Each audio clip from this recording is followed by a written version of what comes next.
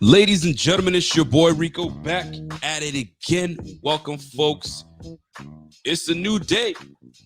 OTAs. We got things to talk about. Nuggets. Welcome, everybody tuned in. If you are here for the very first time, shout out to y'all. Smash that like real quick for your mans. And let's get into the show, man. And folks, for those that have been rocking with BF, salute to y'all. Thank you for the support. These are the dog days of the off season. You guys know how it is, man. So we're trying to squeeze as much juice out of the lemons. You know what I'm saying? To try to get these nuggets. And it's a slow period, right? OTAs are here. There's not a lot that's being said that we don't know. There are very few things that'll come out that are intriguing. Right now, stealing the headlines is this D-Hop news. D-Hop to Buffalo seems to be cooling off, or maybe not. Maybe it's heating up. Nobody really knows what's going on.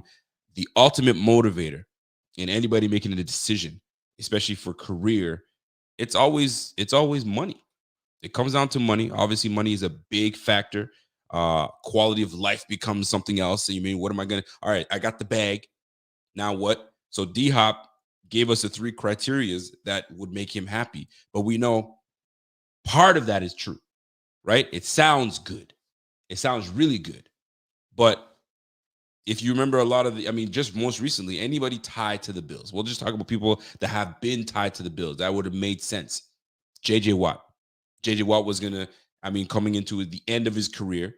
He wanted to be part of an organization that was a winning one that was, going to present him a chance to win a Lombardi.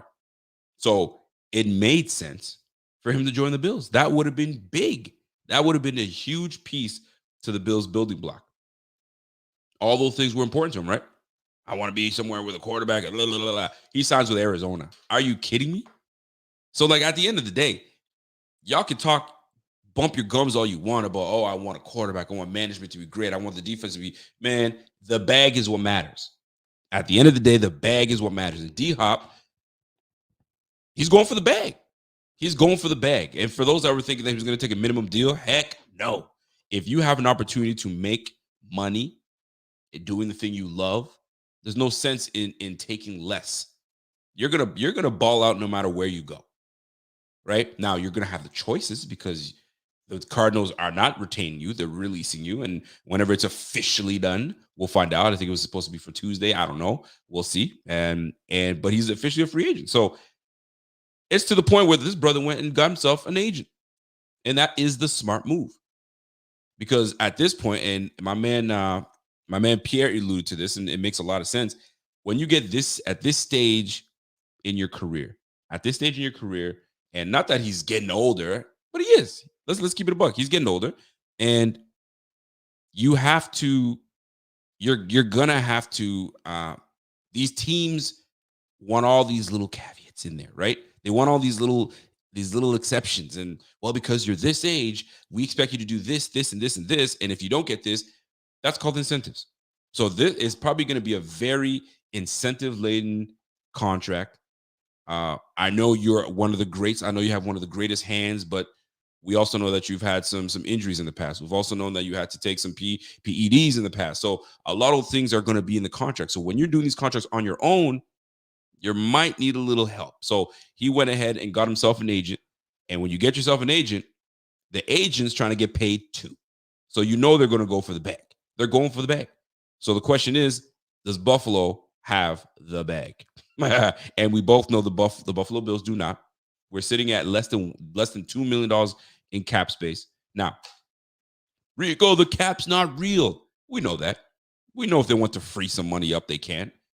But at the end of the day, you don't want to hinder your ability to build for the future in making a move for D-Hop, right? So I said it earlier, before all this hoopla, I was out on D-Hop because I felt all the things that come with him, based on if we had to give up picks and give up this and mortgage this, that was different. Now that he's a free agent, it's a different ballgame. But at the end of the day, it's not. You can talk about all this being a great fit, this, that, and the third. There are things to talk about. There are things to talk about. And the one thing that nobody's really bringing up, and I find that very odd. And it's I can't say nobody's bringing up. It's starting to come up very little. And I alluded to this last week, and I'm gonna bring this forth again. When you have a guy like D Hop that is one of the best in the game, it's 30, 31 years of age, he commands respect, right? He commands attention. And I'm not saying that he's the one that's needing attention. What I'm saying is he will command attention, and he will command attention from his quarterback, attention from his offensive coordinator, right? We brought him in. If we do bring him in, we bring him in for a good chunk of cash. When you bring someone in and you pay this person, you have to pay attention to this person. You're going to have to feed this person. Well, the Bills also have a bona fide star in Stephon Diggs.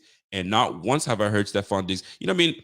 When certain players are gung-ho about their team and adding people to their squad and so on and so forth, you hear it. It's present. It's out there, right? Just a small example. And obviously he's doing it because it's his brother. But like when that whole, you know what I'm saying, Trayvon Diggs and the swapping of the Dallas Cowboy stuff, and it was like, oh, I'd love to play with my brother. But that's his brother. But it's public. It's out there. I didn't see anything public coming from my man Stephon Diggs on D-Hop coming through. I haven't seen it. Unless you guys can point me to it, I haven't seen it. Not because he's hating on it, but he ain't good. Like, could you imagine you are the guy on the squad? The guy. They know what you mean to the team. And all of a sudden, they bring in another guy that's like you, the guy. So as the alpha receiver on the squad, how does that present to Stephon Diggs? I'm not saying he would have an issue with it, but I'm here to bring up how potentially he could feel, right? I'm that dude. And then now you're going to bring in D-Hop. What's going on? You're not happy with the production I give you? You don't like the 3 back-to-back seasons that I've given you that's been productive? You don't like that? It's not enough for you? So now you got to bring on D-Hop? That you can see how that could potentially present a problem. I don't know how great a fit it would be in terms of in the locker room. It sounds great at the beginning, but when it's crunch time, who are you going to? You know what I'm saying? Because if you're that alpha dog and you're that guy, you demand the football at crunch time. You didn't see the Bengals game? What's this mean? This means get your shit together. I'm your guy. Look for me. Let's make this thing happen. Now you bring in D-Hop. A whole bunch of egos going to have to be checked at that door. And receivers be and this is not on Stephon Diggs, it's just the receiver position. Receiver position, these boys, they divas, man. They want that football. In crunch time, they want it. So that's a tough decision for a quarterback. Quarterback's going to have to, pick your poison. Great for the team. It'd be great for the team. We get the dubs and all that stuff. But like, how would it work? How would it work? And you know what? I'm actually going to reach out to my man Stevie Johnson. I'm gonna reach out to my man Stevie Johnson. I'm gonna bring him on the show and I'll ask him. I want to know how as a receiver, how you feel, right? In the time of when you're in your prime. I'd love to get that. But we'll cross that bridge when we need to. But D-Hop to Bills is still a possibility. But the longer you know what it is, man. The longer these things fester, the less chance it happens. It's just what it is, man. How many names have been tied to the Bills and we think we're gonna get it, and then they end up going somewhere else? OBJ to the Bills makes a whole bunch of sense. OBJ. The longer it festers, boom, doesn't happen. And that looked like it was like a pretty sure bet. We'll see. My man Joe, what's that? Joe, what did Joe? Oh, Joe Meehan says, yo, Andre Reed benefited from James Lofton arriving in Buffalo. There's no question. I'm sure, and he did. But I see. I can't tell you. I mean, I've spoken to Andre Reed, humble dude, and just loves, you know what I'm saying, competitor, all that stuff. So James Lofton, when he came in, was later end of his season, of his career ish. So did it work? Absolutely did. And I'd have to go back. I mean, That's back in the day a little bit. I have to go back and kind of see how that worked out. But I'd have to ask him for himself. Shit, that might be another guy I have to reach out to and say, hey man, how was it when James Lofton came through? Was it something you had to adjust to? Did you hate it at first? Did you guys end up finding that niche? How did it work out? A lot of those things play out. That's a great point. But I'd be interested to see where he actually ends up. Dark horse, and some folks may not like to hear this, but the Jaguars seem like a very likely destination. I don't want to say likely. It would be a nice destination. And some folks have brought up, hey man, that's a lot of money tied up on that team already. You think they can afford D-Hop? Absolutely they can. If they really want to, they do have money in the bank in the first place. If they wanted to move some things around, they absolutely can. And that would be nice. Zay Jones on that squad. You bring in a little D-Hop on that squad. Christian Kirk. You have those 3 boys on that squad right there. Boom. Bob's your uncle. And you got Evan Ingram already on that squad. I mean, that would be a legitimate addition. Now, the other places that make sense, obviously, are the Chiefs. The Chiefs and the Bills stand in the same position where we're sitting at $1.7, $1.6 million. We just don't have that cash. But if they really wanted to make some moves, they can, right? Now, if D-Hop was all about the money, there are teams out there that would be definitely interested in bringing him in. Like Panthers would be the prime place. They got all the money in the world to bring somebody on, but it ain't gonna happen because y'all ain't winning. You're starting all over again. He doesn't want to be part of that. However, D-Hop to the Ravens still looks good, still makes sense. D-Hop to the Giants, I thought about it. I was like, I don't know about that one. He still wants a bona fide quarterback. So let's talk about that. But Lawrence looks good for the Jags. He's up and coming. Going to the Chargers. The Chargers bringing in Quentin Johnson. So maybe this little not much room. I'm trying to think of there was one other place that was at the Browns. You hook him with, you put D-Hop back with obviously Deshaun Watson, and you got Amari Cooper. So you got some things in that there. You got some things out there, man. So the Browns could be a dark horse, man. And I think Stefanski was like, hey, man, I'm always looking. So the D-Hop situation, listen, man, now it's getting muddy. Now he's got himself an agent. So now they're going to start fielding phone calls because there was something about, oh, we don't know who we're dealing with. I don't know if it's actually him. People are misrepresenting, and I don't know. So we're going to wait to talk to him directly. So when he's hearing that, he's like, let me just get myself an agent. You deal with that. So we will see where these DeAndre Hopkins talks go. Does he go to the Bills? I don't know, man. The longer this goes, the longer this festers, probably not going to happen, man. Probably not going to happen. And we're already coming. We're pretty much invested in the guys that we have on the squad. Really, if you think about it, you got a second-year player in Khalil Shakir that we've been asking more of. So you bring out DeAndre Hopkins, guess what that does? That drops him down a peg or two. You know what I'm saying? You got Deontay Hardy that's going to try to make himself some room. You got Dalton Kincaid that's going to be playing a lot in the slot as a tight end. So you bring in a DeAndre Hopkins, not that I'm saying that it's going to hinder your team. It doesn't. It makes you better. But we also brought in some pieces that we want to elevate and see what they bring to the table on a cheaper scale. So those play obviously a part in this whole DeAndre Hopkins situation. Now, if he comes to the Bills, let's rock. Let's roll. If he doesn't, so be it. We got to roll with what we got. And don't forget, we got Justin Shorter that has got major potential. Who knows what he's going to bring to the table? A lot of people took my my tweet out of hand big time. I said, man, if you watch the way this brother moves, the way he runs, if you've seen T.O. run his routes, T.O.'s arms are like this, and it's just a weird, it's like you can just tell when T.O.'s running routes. Justin Shorter kind of gives you that same style of run, same style of movement. Man, these brothers ran with that. So you're saying he's a Hall of Famer? What? Where did I come up with that? I said the brother moves like him. Golly, man. Shit. If I said I walk like Denzel, am I saying that I'm Denzel Washington? Come on now. I mean, we look alike a little bit. But I'm just saying, like, come on, man. Yeah, some people just like to run with things, man. Who is this guy saying he's like T.O.? Man, y'all better stop. Y'all better stop. Anyway, So D-Hop to the Bills, is it a potential to happen? Absolutely it is. Is Bean going to pull the trigger? Who does he have to move? Who will he have to, you know what I'm saying, pretty much kind of cut? I wouldn't say cut, but restructure. There are some restructure candidates. Deion Dawkins being one of them.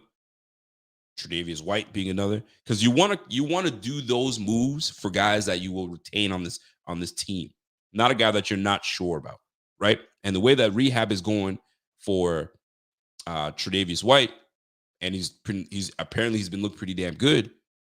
Shit, let's roll. Let's roll with it, man. So that's a guy that you're going to keep for a while. And from what I'm understanding and hearing on OTAs with the other cornerbacks, and we'll get into that. We'll get a chance to get into the OTAs. But this D-Hop chatter, I had to get in on that just one more time before it dies down and we find out he goes somewhere else. Probably chances is probably going to happen, and it'll be interesting to see where he goes. And it'll be interesting to see all that chatter he was bumping about management, defense, and the type of quarterback. We will see. I bet not see your ass go to the Dallas Cowboys. Boy, you better stop. I mean, I better not see your ass go to the Patriots, because then all that shit you've been talking was some bullshit. But if he's a man of his word and he's going to go to the team that he tells you that these are the things that are important to him, we'll find out. We will soon see. All right. Moving on to the next one. By the way, if you guys are tuned in, smash that like while you guys are in here. There's about 100 people watching right now. So salute to y'all. Salute to my Facebook people. Salute to, the YouTube folks, the Twitter folks, everybody tuned in. What's up? What's happening? So we got primetime games this year. Yet again, we are cream of the crop. We got 6 primetime games, and I love it. I love every bit of it. It's exciting. I'm jacked up for it, but I'm also sad at the same time. And people will understand what I say when I say I'm sad at the same time, because not only will we get to see our team on prime time, but for those that work these off-hour shifts, right? Like not these 9 to 5s, I'm saying, you get your whole weekends to yourself. For those that work the overnight shift or the evening shifts and all those things, it blows, because we can't watch those games because we sitting here at work. And for someone that creates content and for someone that talks and covers the team, this is detrimental. But you got to make it work. We're going to have to sacrifice some sleep, but we going to make it work. But these primetime games, I'm excited about. And I was thinking about it. I was like, well, out of all these primetime games, which ones are you most looking forward to? So you know what? I was like, F it. Let's rank them. Let us rank the top 6. And I'm going to start with the 16th, the 6th game, if you will. That, I mean, obviously all games are very great. All games are amazing. Every one of these games that they've set us up with are great games. But there are some games where you're like, that's the one I'm looking forward to. That's the one I want to watch and see how this plays out. So without further ado, and without making y'all wait, let's start with it. So number 6 on the list. Actually, before I even put it, what do you guys think my number 6 on the list is? Which one stands out to you as the number 6 on the list? Where you're like, I like all the games that we've been playing, but this is the one that I'm least excited to to really talk about and really get into. Which one stands out to you? I see Terrence, my man Terrence says, hey man, that Bengals Bills game's only one I care about. Hey, that's a good one. That's a good one. Sarah Christine says the Giants game. That's the one she's least looking forward to. The Giants game would be good. The Jets game, you're least looking forward to the Jets game, or is that the one you guys are looking forward to? Because the Giants game, I'm pretty excited about that one. I'm actually excited about the Giants game, and I'll let you guys know how it goes. But anyway, let's get into it. So the least interested that primetime game that I'm like, yeah, it's nice, but that's not the one I'm looking forward to the most. That's the Bills and Broncos. That Week 10 matchup with the Bills and Broncos, it's a nice game. Russell Wilson, with the year Russell Wilson had last year, it was a rough one. It was a rough one for him. It was a rough one for the Broncos. And just this whole let's ride. Yo, they They dragged that brother through the mud. Yo, they said, let's ride you through the mud, is what they did to my man, Russell Wilson. But Russell Wilson's got a new coach in Sean Payton. Russell Wilson's going to year 2 with the Broncos. Jerry Jersey's coming back. Tim Patrick's coming back. So they've got some things happen. Javonte Williams, running back, is coming back off of injury. So that you gain back some beef, you gain back some toughness on this team. And Sean Payton is the biggest piece to this situation. The biggest piece of the situation, because you got a Super Bowl winning coach. You got a coach that knows the offense. He knows offense. So if anybody's going to turn things around in Denver, in Boulder, Colorado, in Denver, Colorado, if you will, that would be Sean Payton. And that's now there are, and why does it interest me? It's the Denver Broncos. Like, I mean, they weren't anything to look at last year. And we hyped them up like you wouldn't believe, that they're about to, that the AFC is crazy, but the AFC West is nuts. How are we going to deal this, that, and the, nah, man. It was a dud. It was a complete dud. I'm not looking forward to it. So that is my number 6 on the list. There's nothing really that stands out to me. And we'll see how this plays out, man. So the Broncos, to me, that's the number 6 on the list. And I'm listen, if you guys can change my mind, jump in there and change my mind. But I don't know. There's nothing really that stands out to me. My man, Jeff King. What's good, Jeff? Jeff says, yo, I'm looking forward to our last game headed into the Super Bowl. That's the game I'm looking forward to. Brother, you ain't lying. Because man, I cannot wait until we have an opportunity to hear the Buffalo Bills are headed to the Super Bowl. Let me tell you something, man. I cannot wait to hear something like that. Jeff King, you are damn right. Let me put that back up there. Jeff King says, all these games are important. I get it. But the most important one to me is the one going into the Super Bowl. That's the one I'm interested in. And you know how it goes. Time ticking down. We hold on to the victory, and the announcers are not going to be able to contain themselves. The Buffalo Bills are headed back to the Super Bowl. Golly. Wouldn't that be nice? But we got to get through these 17 games first. We got to get through these 17 games, man. Because right now, some teams have us winning only, some entities and some places out there only have us winning 9 games. Some got us winning 13, 14 games. We got to win these games, boy. We got to win these games. Real talk. But that Broncos game, week 10, I ain't really feeling that one. I'm not feeling, I mean, all games are good, but that's the one I'm feeling the less. I'm feeling the least, excuse me. So let's move on. Let's go to number 5. What is the number 5 game? What's that other game that we sit here like, I'm not so much. I mean, all games are great, but that's the one that stands out to me, that it's a nice game, but I'm not really into it as much. Well, let me see what you guys are talking about first before I jump into it. If you guys are inclined to guess which one it is. So the number 6 game is the Bills Broncos week 10. And what's the number 5? Which one of you guys is it that Giants game? Does that Giants game fall into that number? Well, I'll tell you before I listen, I'm not even gonna let you guys jump into that right now. It's the Bills in London.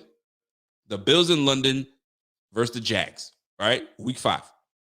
Now, most folks will be like, well, why? You get to go against Trevor Lawrence. Trevor Lawrence went against the Chargers, and he came back against the Chargers. It was legitimate, blah, blah, blah. You know what? I get it. I 1,000% understand it.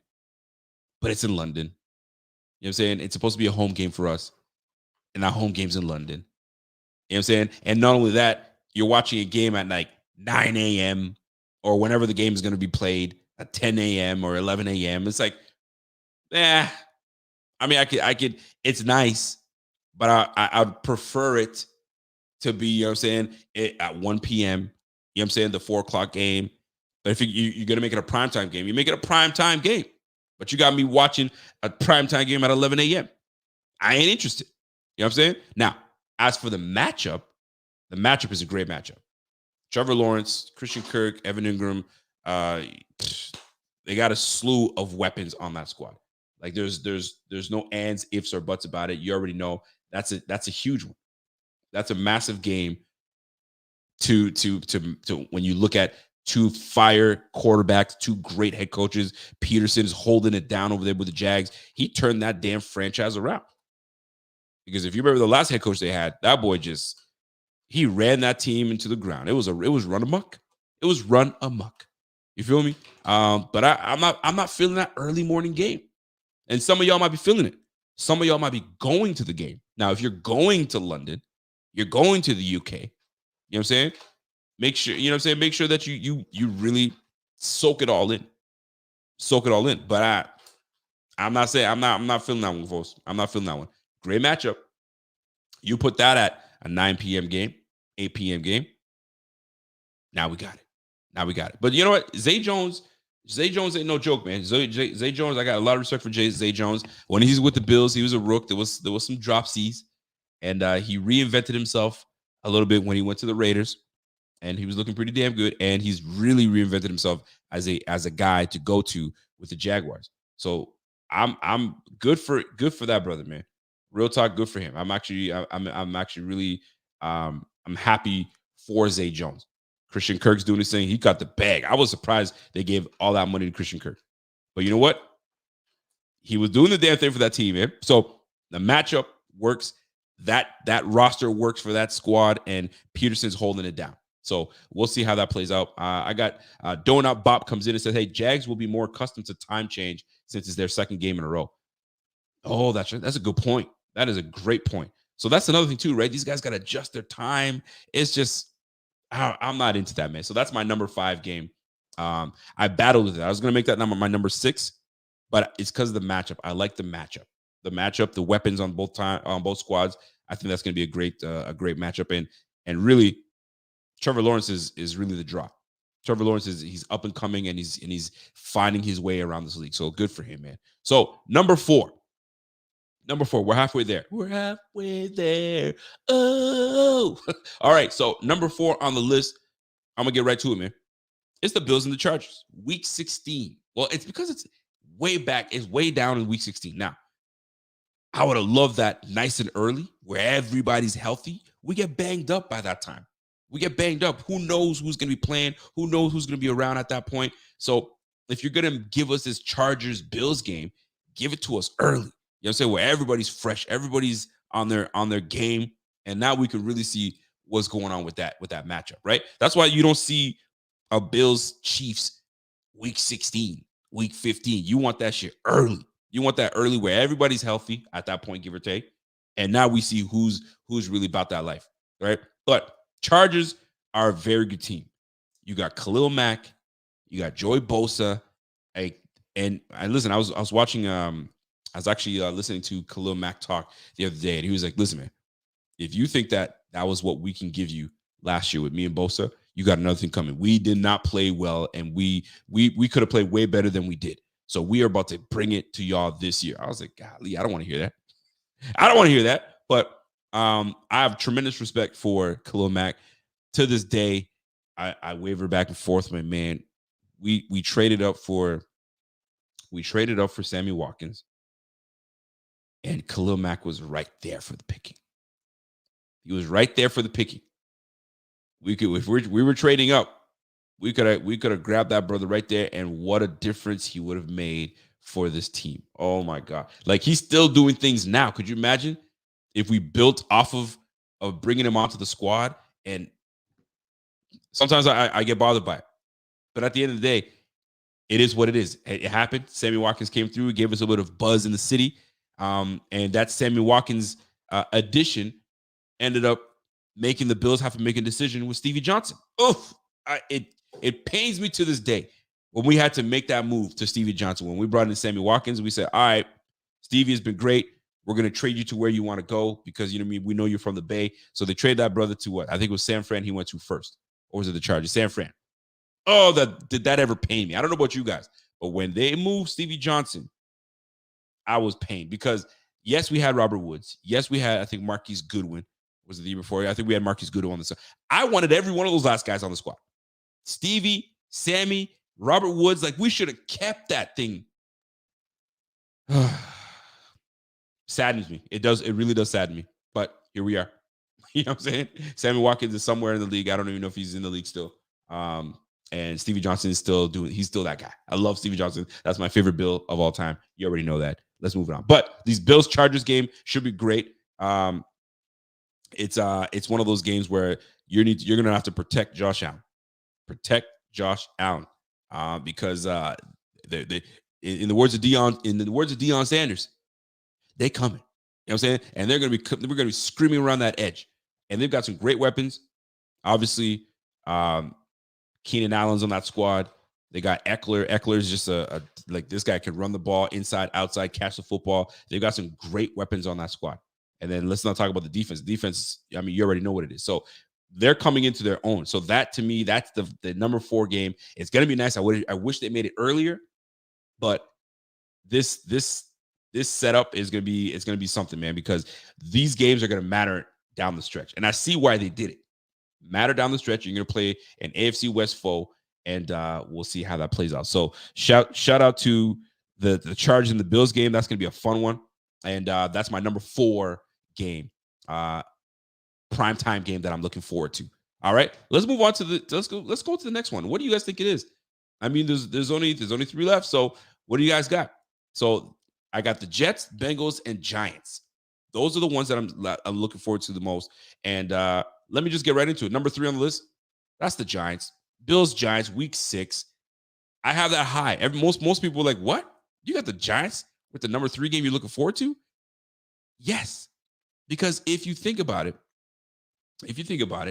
there's a lot of intrigue in this game, right?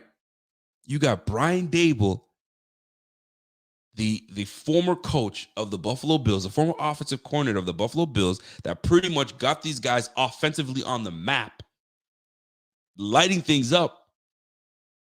And now he's got his own squad. He's a former coach of the year. Like, he's legit.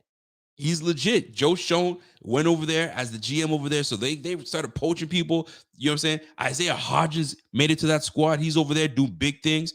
Got him to a nice little contract. Yo, that game is going to be fun. McDermott, defensive head coach. Daboll, offensive head coach.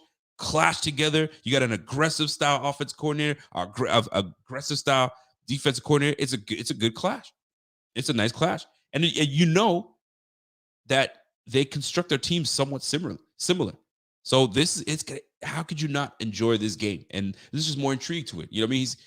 It's Daboll, man. We love Daboll. And Daboll having success with the Giants, we kind of appreciate that. And now we don't want him to have success against the Bills. So we got to wax that ass. Yeah, I'm sorry. We got to wax that ass. But I'm looking forward to this game. This game is going to be fun. They've added some pieces on that squad. They got a nice defense, and the defense is coming along. The one thing that is holding them back is Danny Dimes. Now, maybe Danny Dimes comes in. They gave him a little contract. Maybe he comes in and starts really grasping this team and grasping the concepts of the Daboll mindset. And he does really well with it. Who knows how this plays out? But that game, I'm looking forward to. That's my number 3 on the list. I just had to put it on there, man. I had to put it on that. I clicked that by accident, by the way. My man Dunn716 says, dumb that we traded Stevie Johnson when we drafted Watkins and should have picked Hopkins over Watkins. Hey, shoulda, woulda, coulda. But it is what it is at this point. But listen, man, it's history. It is history. By the way, we're going into the next 2 games. We're going into the next 2 games. You guys let me know which ones you guys are feeling. Which one is it? Is it the Jets game or is it the Bengals game? Those are the 2 games left. Which is it that you think is the number 2? Or which is the number 1 game that we should be looking forward to? Who you guys got? Jets game number 2? You guys have the Jets game as the number 2? I got you. I struggled with it. I was like, man, it's really intriguing because that Bengals game, we need to fix that comeback with that Bengals game. We need to show them that we can compete. We need to show them that game that they played us, that we just weren't ourselves and things didn't go right. If everything that we needed to go right was not even there, everything just went sour. It was bad. It was just not a good game on all fronts. So there's a lot of things for us to look forward to with that game. But then that Jets game is week 1. It's week 1. That's how you set the tone. You set the tone with week 1. And it's one of those situations where, like, how could you go wrong with that? It's the Jets. They brought in Aaron Rodgers. They bring in all these pieces. You mean to really try to steal, to get on the throne that we have right now. We're sitting on the throne at this point. They want to knock us off the throne. And how do you knock somebody off the throne? Well, you gotta take the crown. And right now we are still holding on to that crown until, the season starts. But you know what? I can't do it. I can't allow, that to happen. So you know what? That Bills versus Jets week 1 game, that's the number 2 on my list. And here's the reason for it when I go by it. And that Jets game, and I personally think we lose this game. I think we split with the Jets this year, and that week 1, I think we lose this game. I think the game being at the Jets and the hype is around them, all that good stuff. And that's not to say we're not talented enough to whoop them, because we are. But I think that the juices will be flowing with that squad, and we start off the year on 1, which I absolutely hate. But that's my prediction. I'm going to stick to it. That's what I predicted that's going to happen. And I think they steal that game from us in week 1. But that's my week 1. That's my number 2 Bills game, primetime game that I'm looking forward to. That was going to be a big one. It's going to be fun, first and foremost. It's the week 1. It's primetime. Everybody's going to be watching it, and everybody's intrigued with Aaron Rodgers. Aaron Rodgers, Josh Allen, they're both friends. They golfing together, so there's some competition that's going to be had with those two. So that being said, listen, Breece Hall returns. Garrett Wilson, offensive rookie of the year. Sauce Gardner, defensive rookie of the year. Like, there's not a whole lot not to like about this team. Mosley holding it down at the middle linebacker spot. Quinnen Williams on the defensive front. Jermaine Johnson, they've got some dogs on this team. They got dogs on this team. And they really did well these last 2 years. They've really built this team to compete. They really have. You can't even hate. You can't throw shade. They really have. You know what I'm saying? And some folks might say, man, you sound scared. It's not about sounding scared, because I know a lot of people. Pierre likes to say that, man. You sound scared, bro. Nah, man, ain't nothing about being scared. It's more showing respect. You got to show respect to them, because they brought it to us last year, and they didn't have the proper roster that they have right now. And they're gonna come with it, man. They're gonna come with it. So and Robert Saleh, I'm saying, a good defensive coach. He's got some better pieces on the squad.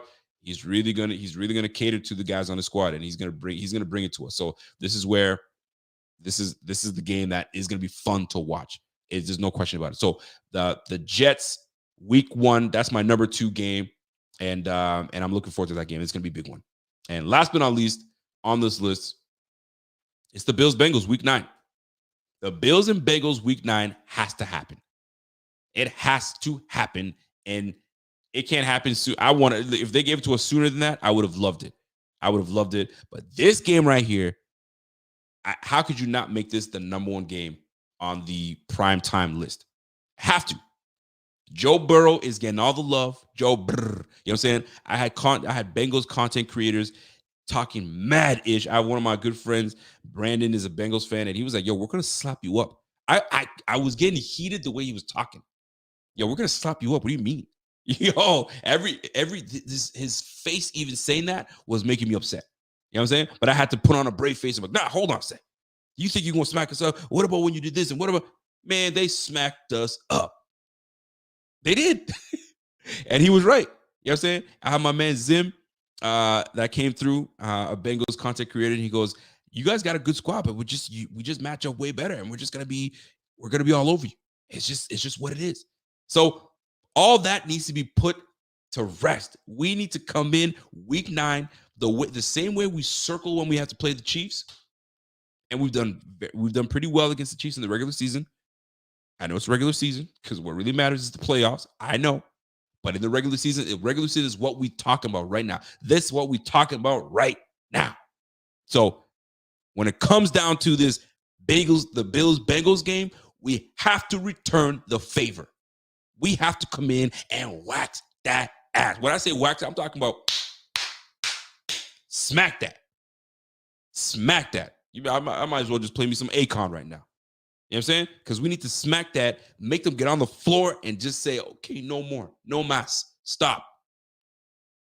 We got to, man. That we need to repay the favor, because I'm still embarrassed.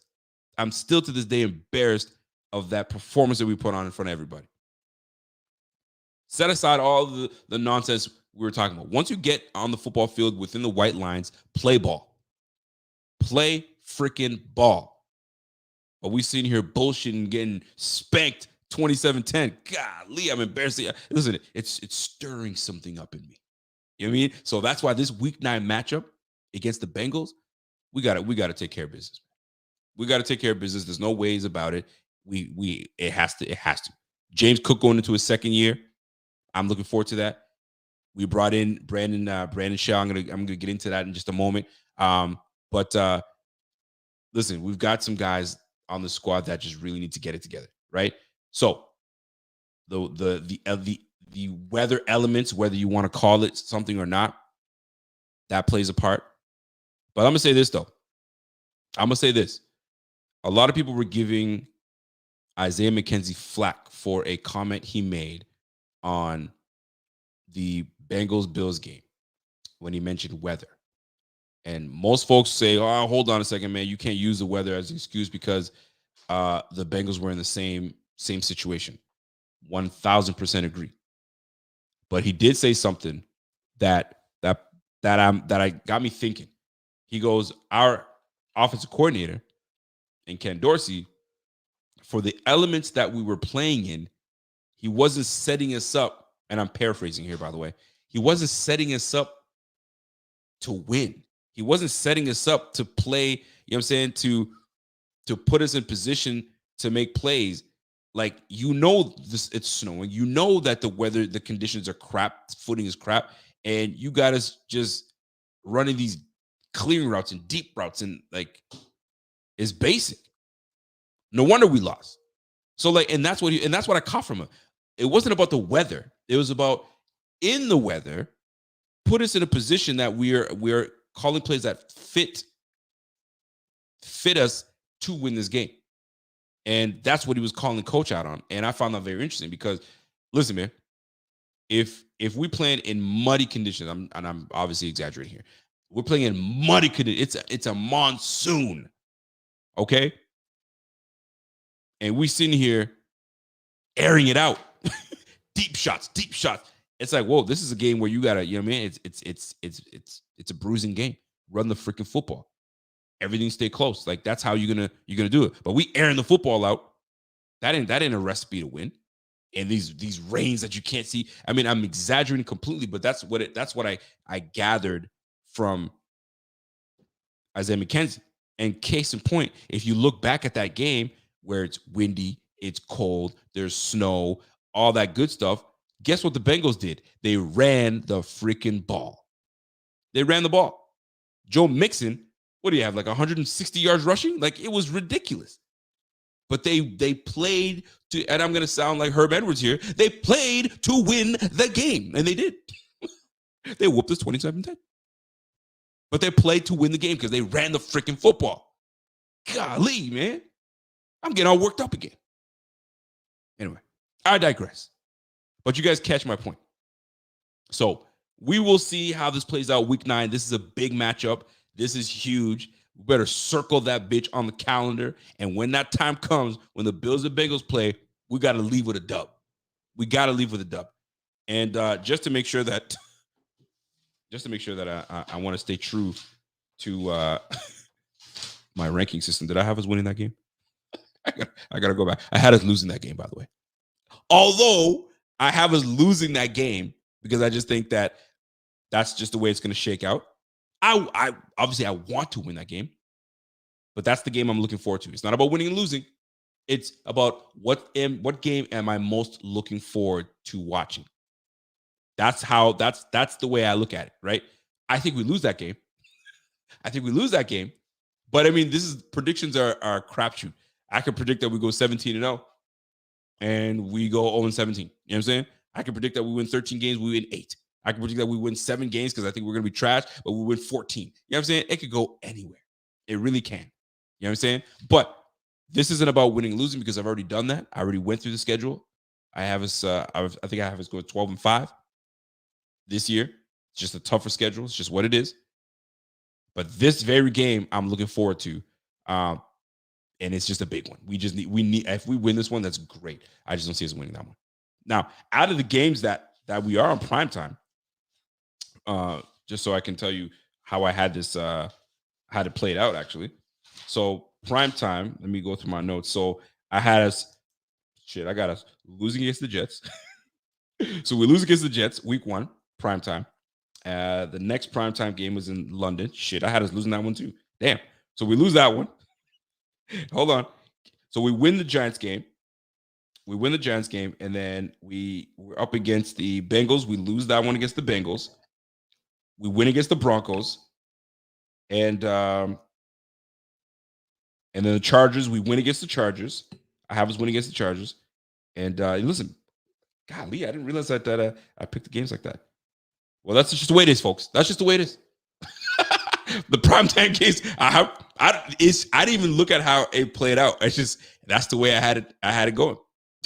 So these primetime games ain't looking too hot according to my my list here. Golly, we gotta be better. I hope that my list is wrong. Let's just put it that way. I hope my list is absolutely wrong, and we go from there. You know what I'm saying? But shit, that's just the way I picked it out, and I have to stick to it. I'm not gonna change up.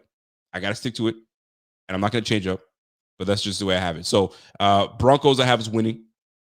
I have us losing in London, and the reason I took the loss in London was because of time, and we're changing schedules and so on and so forth. So there's a lot into that game why I have us losing that game. Chargers, I have us winning. Giants, I have us winning. Jets, I have us losing, and Bengals, I have us. Yikes!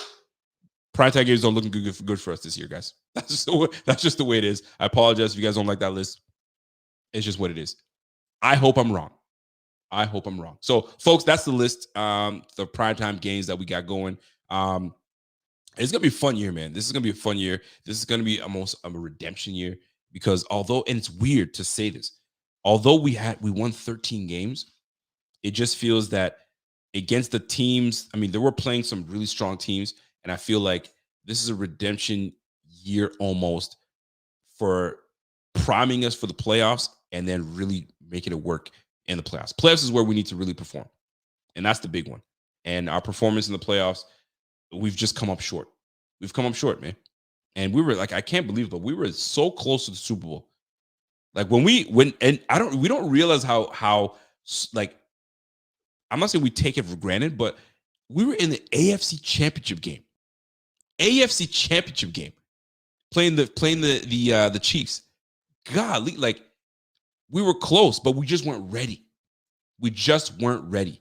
And we lost that AFC Championship game. And then the division round. You know what I'm saying? We got 13 seconds in the division round. And then we go in the division round again. We just smacked up. Like, golly, man. We're so close. So we just gotta get back to it, make it work, and let's just make a run, baby. Let's make a run. Damn it. Anyway, so that's that for the primetime games. I appreciate you guys tuning in for this. Smash that like while you guys are in here, by the way. Smash that like. If you have not subscribed to the channel. The goal is to get to 30K this offseason. Boy, is that going to be tough. But we want to try to get to 30,000 subscribers by the end of the year. So I'm giving us some time to get that. If we get there sooner, wow, even more amazing. That'd be great. So before I get out of here, I want to touch on some OTA nuggets that's going on around the league. So first, let's get into the addition. So we brought in a big piece to the offensive line, and that is by the name of Brandon Shell. Brandon Shell, the 6'5", 324-pound right tackle, is headed to Buffalo, and he's going to be I don't know. To me, a lot of folks are talking about, Spencer Brown better watch out. Spencer Brown is on notice. Spencer Brown this, Spencer Brown that. And rightfully so. I can understand why folks feel that way. But this was an addition that was needed, because when you looked at the roster and you look at left tackle solidified, left guard, right guard not as solidified as you think. There's going to be some competition, but you have some ideas of who's going to be doing what. The center position is solidified, and the right tackle position was solidified because there was no really anybody to push that until now. Now, David Questenberry is a fine depth piece, right? Nothing to write home about. But bringing in a Brandon Shell changes the game. And you might think that I'm saying it changes the game because he's going to be competing right against Spencer Brown, but that's not the case. He's going to be competing for that right tackle spot behind Spencer Brown because the team believes in Spencer Brown and they're going to give him every opportunity to make this roster.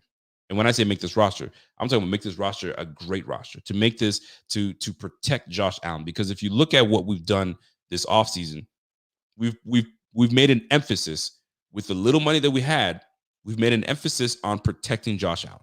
And let's keep it a buck here, because last time I checked, if I'm correct or not, I'm not sure. But David Questenberry was the offensive tackle that was in on the injury that happened to Josh Allen. I'm not saying it's Questenberry's fault. Not at all. What I'm saying is just that when you have your depth pieces in, those things happen. Now, those things happen when starters play in as well, but it just happened to be that he was on the field. Now, this Brandon Shell addition is not primarily brought in to compete, in my opinion, with the likes of Spencer Brown. They're going to give Spencer Brown all the reps. You're going to be the guy. You're the starter. This is for David Questenberry. David Questenberry is going to have some competition with Brandon Shell. And here's the thing with Brandon Shell. Brandon Shell, he was ranked 17th out of 100 according to PFF in run blocking grade. So boy can get after it. He can definitely get after it. So we have depth in that regard. He's had reps. He's got significant reps with the Dolphins. He was a right tackle with the Dolphins. I'm just looking at my notes here. He's a right tackle with the Dolphins.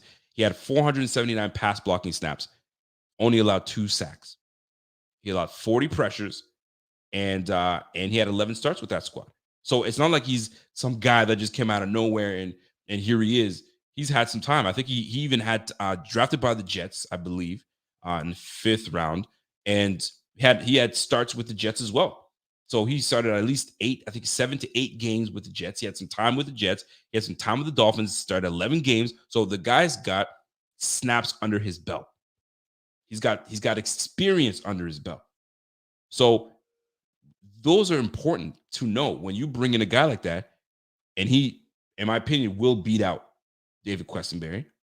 So now you have a right tackle, solely a right tackle, because he's not a versatile player. He's played maybe a few snaps there on the left side, but primarily a right tackle, right? We don't have a guy that can bounce all over the place. We've got a guy that this is his job. He knows how to do it. Bring him in. Let's roll.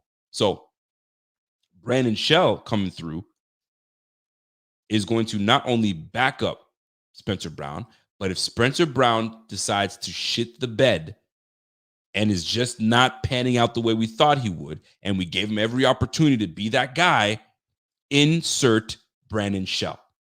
Brandon Shell will take over. Do we want that to happen? No. We want Spencer Brown to ideally work out. 6'8", RAS score of 10. Like, you want that guy. That guy is athletic as can be. However, Spencer Brown has some struggles. Spencer Brown struggled mightily his rookie season. Spencer Brown was hurt last year, but also had some struggles as well. So am I confident in Spencer Brown's ability? I'm shaky. I'm shaky on it. And if we're really trying to make that run, you got to protect number 17. You can't have these mental lapses. You can't have these guys just run around you like you're nothing. You are athletic as can be. You're strong as an ox, man. So we got to put it together year 3. Year 3 is a massive year for Spencer Brown. We got to put it together. Yes, your rookie year wasn't the greatest, but you got some experience under your belt. Last year wasn't your great. It was a vast improvement. Don't get me wrong. But golly, this is it. You got to put it together. You got to put it together. Or Brandon Smell. He's smelling of a way to get into that. Don't give him that opportunity to get in that right tackle position. Because I, as a fan, wouldn't be happy about it. I want my guy, Spencer Brown, to be that guy. But I got my reservations. So Brandon Shell comes through. I think that he will gain some valuable reps, and I think he'll beat out David Questenberry for the spot, and then he will be our depth piece at right tackle if things don't work out the way we wanted to with Spencer Brown. So we'll see what it is, man. We'll see what it is. Sarah Christine says, yo, I loved him chugging a beer with a crowd in his rookie year. And you know what? That's probably the highlight of his career so far. Nah, I'm just going to keep it a buck. That's probably the highlight of his career so far, chugging a beer with the fans. You know what I'd rather be you doing? Crushing a beer on your opponent's forehead. That's what I'd rather you do. And I'm hoping that this is the year that it happens. He puts it together. I really want that to happen. So shout out to the Bills on making an effort on bringing some depth pieces and bringing some pieces that will help this team and really put some competition out there. Competition is what brings the best out of folks. So that's what we want. Last but not least, man, we're going to get into OTA talk. There's really not much to write home about when it comes to that. What really I took away from it, I mean, listening to Coach, listening to freaking offensive coordinator Ken Dorsey, he really didn't say much, man. Bunch of blah, blah, blah, blah. We're working to do this and we're going to try to do that. And we got some really good pieces on this team. Like, it's OTAs. I didn't get anything from it. You know what I'm saying? What I did get was he's going to put some, at least that's what I read. He's going to put some packages together for Kincaid. He's filling him out. He's trying to figure out how best to utilize him. I mean, we all know how to best utilize his ass, right? You brought him in to be the bigger Cole Beasley and replace what Cole Beasley was able to give you, but on a grander scale, a bigger scale, and a tight end scale, right? You can move him up. You can move him inside, move him back outside. Like, he's going to give you that. We know that. You know what I'm saying? We know that. But you're not going to get much from Ken Dorsey. That's just what it is, right? But OTAs, the one that I'm looking at, I'm reading because when we're not there, and I'd love to be able to have an opportunity to say, yo, give me my phone, give me a little notepad. You know what I'm saying? Send me out to Buffalo. Let me watch these OTAs and kind of give you guys what it is. I'd love to be able to do that, but we aren't. We are at the mercy of, to listen and watch the Sal Capaccio's and then Perinos and all the other reporters that are doing a great job of covering the team and letting us know what they see at these OTAs. And I ain't buying it, but Terrell Bernard got a pick today against Matt Barkley, so I ain't buying it. Good for him. Right position, right time. Good on him. It's cool. What I want to see, what I was interested in seeing, the biggest nugget that I got for us, Christian Benford continues to freaking be a thorn in Kaiir Elam's side. I don't care what anybody wants to tell me. Kaiir Elam is allowing Christian Benford to stick around. Now, maybe I'm reading way too much into it, and I probably am. But I'm going to tell you something, man. I need this guy right here to have a massive second year. I need it. And I know it's OTAs. And love it that Christian Benford is actually gaining these nice reps with first team. But golly, you need to stand out. You need to. It's necessary. You know what I'm saying? We can't have this, oh, well, they're splitting time. And no. We're done with that. There's no more splitting time. We're done with the splitting time. Takeover. It's the takeover. Do I need to play some Jay-Z for you? Do I? Come on, now it's a takeover, man. Take over that stuff. Stop letting these guys just move around and be in your space. Because that's what it feels like. This Christian Benford cat is making plays, bro. And if this continues, shoot. Christian Benford's just going to take over and take that number one spot. He's just going to work on his craft on being a better man-to-man cover guy. We already know he's got the zone coverage down pat. That's what he does best. But I need my guy Kaiir Elam to just, I need that. I wish you had more time to fend this guy off, man. Fend Christian Benford off, because that boy ain't letting you breathe. And this is the beautiful thing about competition. But it's the optics. We moved up to grab Kaiir Elam. We moved up to grab Kyer Elam. Christian Bedford's like, I don't care. Yo, the minute they said you're taking, I don't know if they sent him a Delta airline or if they sent him a Spirit airline. I don't know. 6-round picks. Do they get Spirit airline or is it Delta? I don't know how it works out. But I'm sure Kyer Elam got the private jet treatment. And then Christian Bedford had to take Spirit airline. But damn the Spirit airline, he came through and was like, I don't care. I'm here now. And that's what really matters at the end of the day. Drafting and all that stuff is great. But once you guys put that uniform on, once you guys put the shoulder pads and all that stuff, yo, all that draft numbers and where you got drafted, all that money you make, that's out the window. I'm working towards my second contract. And how I work towards my second contract is by poking holes and climbing the ladder and trying to take your spot, Kyer Elam. That's what Christian Bedford's trying to do. So Kyer Elam, not only do you have to defend the likes of Garrett Wilson, you got to defend the likes of Alan Lazard. You got to defend Parker. You got to defend Stephon Diggs in practice. You got to defend your damn position from Christian Bedford because he's coming for your ass. And I love it, but I hate it at the same time because we traded up for a first-round pick for your ass. Whoo! I'm speaking, am I? I know I'm speaking. So love the competition, but don't like it so much that you letting too much room, fester between y'all. And I didn't even get into Dane Jackson because they like Dane Jackson. Don't you dare let Dane Jackson come in and say, yo, Kyer, Christian, man, get behind me, bro. It's Dane Jackson season. Yo, I don't want to hear that shit, man. As much as respect I got for all those guys, I don't want to hear that shit. I don't. Golly, man. Anyway, but that's the biggest nugget that I got from it. And I'm not hating on Dane Jackson. If Dane Jackson comes in and really, you know what I'm saying, and comes in and says, yo, I'm the one that's going to be crossed from Trey White. I don't care what y'all talking about. I don't care that you got drafted in the first round.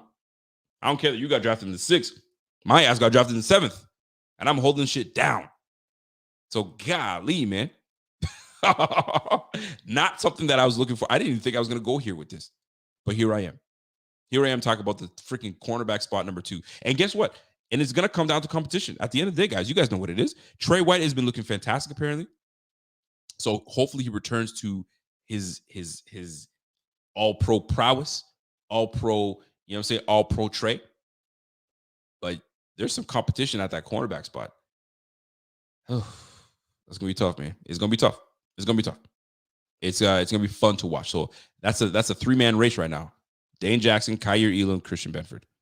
Now, the linebacker position, Mr. Bobby Babich, former safety coach, has moved down to the linebacker coaching. And listen, obviously with the move away from Tremaine Edmonds going to the Bears, we clearly allowed that to happen because we're like and I'm no film guy, but this is going to be like almost like a NASCAR type of defense, right? You ain't got no traditional pieces on this team, traditional big time linebacker like a Paul Posluszny. You know what I'm saying? When I say big time, I'm not talking about like, big time skill, but like a thumper. We don't got no like Takeo Spikes. We ain't got no, you know what I'm saying? Like Tremaine Edmonds type of thumper linebacker. I say thumper. I laugh when I say that. But you know what I'm talking about. Your big traditional middle linebacker. We don't got that no more. Now we just got linebackers that got speed, that got the ability to tackle, that can read a defense, that can drop into depth coverage, that can move around, that's going to be all over the place. So that's what I got from Mr. Bobby Babich. And he goes, listen, man, it's going to be a matchup because this is what this league is about. It's about matchups. But in your matchups, don't get caught with the bad matchup on the field where we just get gushed for 250 yards by Breece Hall. Do not. I got a little out of hand there. But you guys catch what I'm saying. Don't get caught with your pants down. You know what I'm saying? And then we have these big time backs come in and try to ruin things for me. Javonte Williams comes up and, you know what I'm saying, and runs us all over the place. Can't have that. We cannot. You know what I'm saying? We don't want to have that. We don't want to have freaking Raheem Mostert up the gut, bing, gone 60 yards. We just got to make sure that, and I trust McDermott will have us in great position. I trust McDermott is going to put us in a situation where we're so damn aggressive that there's panic in the backfield. I hope that's the case. And I really love that McDermott's going to be taking over this team and calling plays, because all I hear is how aggressive he's going to be. I'm loving every bit of that. So with Bobby Babbage taking over the linebackers, you saw the improvement in Tremaine Edmonds. You saw the improvement, obviously, the all-pro nod that Matt Milano got. So altogether, this Babbage in his role with the linebackers is going to be big. So Dorian Williams, you got you got Balin Spector, you got Terrell Bernard. I mean, substitute teacher Terrell Bernard, Mr. Bernard. Yeah, you got Terrell Bernard in the building. And listen, man, it's gonna be a massive year. This is a big year for a lot of people. It's a year of development. It's a year of development for a lot of these guys, and it's a year to to prove yourself. It's a prove a year for a lot of these players, and I think that's why I figure that this year is a big year. It's not so much because we finished 13-3, and how could we talk about like this is a bounce back year? It's not really such a bounce back year because of like we were terrible on offense. This is more of a bounce back year because there's so many guys that's got to bounce back in terms of showing what they got in the second year, right? I need to see a bounce back year from Spencer Brown. I want to see a bounce back year from, and I don't want to say a bounce back because it's not really a bounce back, but I want to see a big year, second year for James Cook, right? I want to see a bounce back year for Gabe Davis. Although he had a great statistical season, I just feel like, I want him to really hold on to that number 2 spot. I want to see what Khalil Shakir is going to do in year 2. I want to see Boogie Basham. Boogie, show me something. You were the second round draft pick. Are you going to leap the depths and show us what you got in the absence of Von Miller? Right? Those are the things I'm talking about, right? Like, look, I was just alluding to the cornerback spot. Christian Benford, Kyer Elam, like Dane Jackson, Trey White, bounce back year. There's so many, Jordan Poyer, Micah Hyde. Like, a lot of these players are returning for a big bounce back year. So, and that's the way I'm looking at it. I need a big bounce back year from this whole squad so we can get back to thumping on these dudes, man. That's what it comes down to. Like, I don't like that we were in it with a lot of these teams last year. You know what I'm saying? Just getting by. No, I want to stomp these guys out, man. I really want that. Boy, do we have some competition. But that I need to see a Boogie Basham really come into his third year and show me what you got. I need that. Because you have an opportunity. There's an opening for you to show yourself with Von Miller still, recovering. And even in Von Miller's case, it's a bounce back year for Von Miller. Von Miller is going to be coming back to finish his year with Buffalo full from, whenever the hell he starts, right to the end of the season when we really need him in crunch time.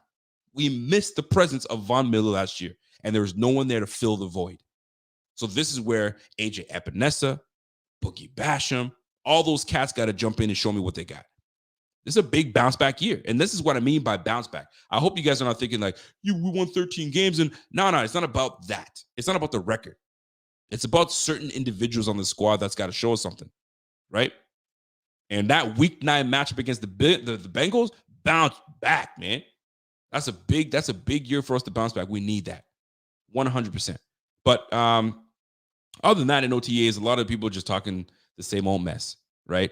We're just going to get back to it. We just want to, do good things. You know what I'm saying? We're getting back to it, blah, blah, blah, OTAs. You know what I'm saying? But yeah, man, this guy's looking pretty good. Listen, I take everything that Micah Hyde says going forward when it comes to talking about another player, grain of salt. You know why I say that? Because right now he was talking about Terrell Bernard, you know what I'm saying, the linebacking crew looking good, blah, blah, blah. You know who he said specifically last year that was going to have a good year, and you better watch out for this guy because like if you won't miss a beat and you got to do this for your teammates. You got to ride for your teammates. But Jaquan Johnson, which is no longer on the team, he was talking about Jaquan Johnson is going to be that dude. And I'll speak for myself. I bought the hype. I was like, oh shit, y'all better watch out for Jaquan Johnson. Man, Jaquan Johnson got in the game when Micah Hyde got hurt. And I think he played 2 games. And they said, yeah, you done. You're done, bro.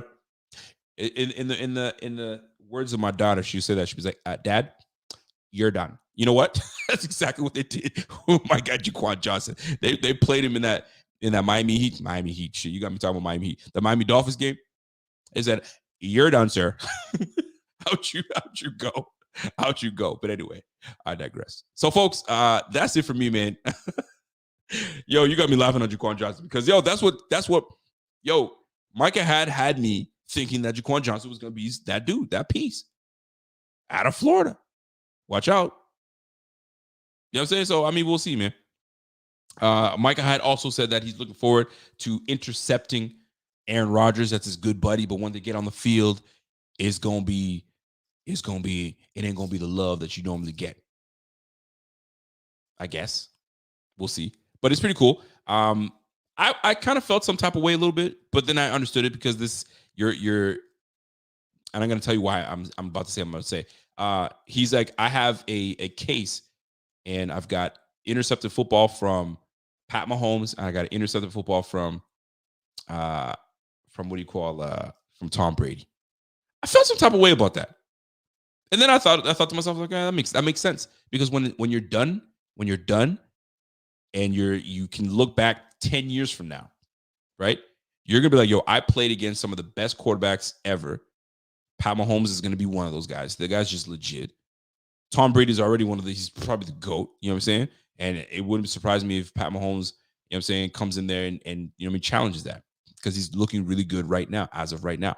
So we'll see how that plays out. But I was feeling some type of way, but I was like, no, man, that's an homage to great players. You know what I'm saying? And you're playing with one right now in Josh Allen. So you better grab a jersey, you better grab something, you know what I'm saying, when it's all said and done. But yeah, man. So Aaron Rodgers is just be another one. And you know Aaron Rodgers is gonna give you one. You're gonna take that. So you're gonna have a third football in your mantle, in your case. So we'll go from there. Anyway, so that's it for me for OTAs, folks. Much appreciated. You guys always show love. It's listen, give us some credit, folks. And I'm not saying give us some love, but give us some credit. It's hard to come up with some content around this time of year, but we're trying to bring y'all some good stuff. And I appreciate you guys tuning in and watching. It's really encouraging to the content creator that, you know what I mean, you guys are here to rock it with us. Love it. Much appreciated. For those that are asking how I'm doing, because if you guys are, I mean, you guys probably wouldn't pay attention to that, but in Canada right now, and more specific in Nova Scotia, where I'm living now, there's forest fires like crazy. And to this day, they're still out of control. And I'm about, from where it is, because the province is not a very big province, first and foremost. So the province is, I think we got like a million in this province. No, actually, just a million in Halifax. There's a good chunk. There's about a minute, probably 1.5 mil, maybe 2 at most. Anyway, so this fire is about 40-minute drive from where I'm at. So it's come to the point now, and I'm getting updates like crazy on my phone. It's, if you guys have ever been to Nova Scotia, it's windy. It is windy, so that it's hard to put that fire out, and it's massive. You've got 2 fires right now going that's out of control, and they've got water bombers. I think that's what they call them, water bombers, in and trying to get this thing going. It's just not stopping. It's rolling, and to the point where I just woke up from, because I got to go to work soon. I just woke up, and wifey's like, "Yo, the smoke is actually getting close. Like, we can actually smell the smoke in the air." So now that's starting to get a little and they're starting to evacuate places that are like about 25 minutes away, right? So it's starting to get a little scary a little bit. I mean, I've never been in a situation like that before. So apparently these, I mean, out west, there's things that happen like this all the time. You guys, I mean, for those that are in these areas that have these forest fires and so on and so forth, it happens. But anyway, hopefully, you know what I'm saying, these things settle down. We're hoping for some rain that'll calm it down a little bit, but it is what it is, man. So if you guys are out there, send some love, send some prayers our way, so you know, things can get calmed down a little bit. And because some people have lost some valuable things, man, lost some homes. They've had to let the livestock, horses are, and I kid you not, horses are running wild everywhere. You'll be driving, there goes a horse. So it's kind of sad at the same time, because like the person that had this livestock was, I mean, obviously they didn't want their pets to be sacrificed, so they let them out. So like it's craziness. It's right. I've never seen anything like this, but it's pretty nutty. But we are here doing what we got to do. I mean, everybody's trying to roll with what they got to roll with. Some people we've actually invited some friends of the wife, because they've been evacuated, so they'll come through, hang out, do what you got to do, and then we'll go from there. So hopefully it subsides. It's about half hour, give or take now. I think it's getting a little closer, so they got to calm that thing down. But anyway, that's the update with that Nova Scotia fire right now, but it's not stopping. So if you hear, oh yeah, they've calmed it down, no, man, I think it's still rolling. And the way it started was a brush fire. There's a fire ban that was on, and I guess somebody was burning their. I didn't know people do this, right? And I guess it's for people that live in big land where you don't. I thought if you do a fire, you kind of have it. I mean, what do you call that? Contained, if you will. But apparently, people just burned their brush just on the ground, just like that, and a wind caught it, and that's how it started on one end. And then allegedly, some kids were burning tires in the forest, and then boom. So 2 fires started. It's just weird, just very strange. But anyway, all depending on the wind. If the wind dies down, maybe we can get that. But the wind here is just craziness. It blows heavy here. So that's the update. I just wanted to give you guys the update and give you guys the update on what's going on. And I'll keep you guys updated, and we'll go from there, man. But yeah, these guys, apparently these brush fires, it wasn't controlled. They just burned them around the ground, nothing around it, not caved in by brick or anything. Just let them go. So, and that's pretty much what happened, man. So that's the update. And for those asking for updates on my back is a little better. Still crap, but we're still trying to working through that. My man Richard Ford comes in and says, yo, that's not good for Rico. Hope everything goes well for you, man. Get them fires put out, man. People burn stuff all the time. You have seen fire jump from side of the highway to another. So here's the big thing. So it was on one side of the highway, and they said it jumped the highway. I don't know what the heck that terminology means by jump the highway, but it jumped the highway. And now it just started on one side. So it's craziness.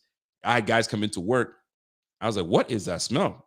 And he came from that area because he lives in that area, but he's on the other side of the highway.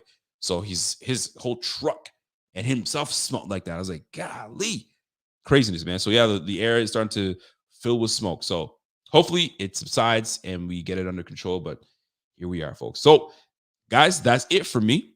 If you guys enjoyed the show, do me a favor, smash that like. And if there's any content that you guys would like us to hit, if we have not hit on this topic, if we haven't hit on something that you would like us to touch on, let me know. If you want player interviews, and if you're looking at one specific player that you want to try to get to, give me your suggestions, and we're going to try to work on that as these OTAs go through and all that good stuff. But this is where it's at, folks. So listen, man, jump in. Buffalo Fanatics is on Twitter, and my man will retweet anyone who tweets hashtag remember who we have. My man P Money says, listen, he will retweet that. So hop on Twitter right now, and you put in @Buffalo Fanatics, and you put hashtag remember who we have. You will get retweeted. We've got an account of 40,000 folks, so there's a lot of eyes that are going to be on that. So jump on there and show some love to my man P Money, because he loves to reminisce and remember who we have. But guess what? A lot of the guys that we have to have bounce backs. We need that. Yeah, we remember Jordan Poyer. We remember Micah Hyde. We remember Trey White. We remember those guys. But we remember what they used to be a couple years back. Now, a year removed, Jordan Poyer was a little banged up. We need to see the bounce back. So we want to remember who we have, but they need to bring it this year and bring it back so we can whoop some ass this year. But at the same time, I like it. Remember who we have, because we ain't no scrubs. We got a squad on our hands. So that being said, folks, that's it for me. Enjoy the rest of your evening. And folks, enjoy yourselves. And we'll catch you guys on the flip side. Until next time, it's your boy Rico. And I'm gone. Let's go.